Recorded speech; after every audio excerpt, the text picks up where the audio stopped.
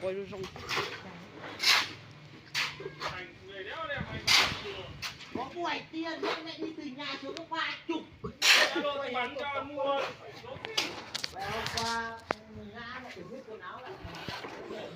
Bắn tiền đi mua quần áo mặc. Mày có bộ.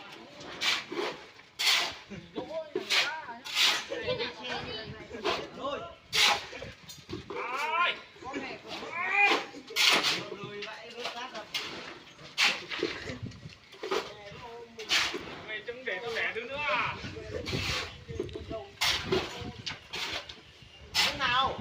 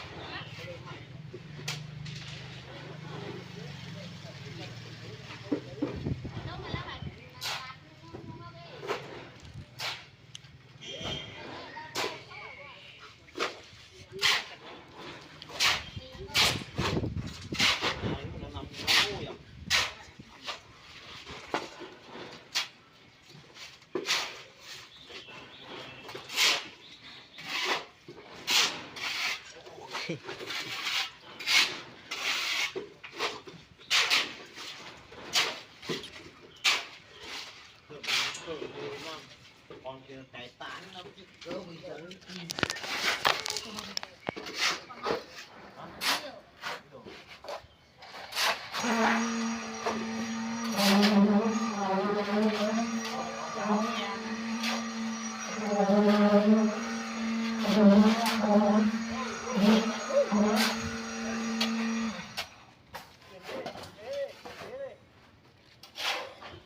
là đi hộ tí đi. Vô. Bây giờ làm gì đây? Bây giờ làm gì đây? Đâu Sơn này? Còn ná không? Hả? Còn ná không? Hả? Còn ná không? Nắng đéo thế thì chẳng mưa của mẹ nha nắng gì. Đấy chuyển ra tận đây luôn này. Ra tận đây luôn. Đây, ồ.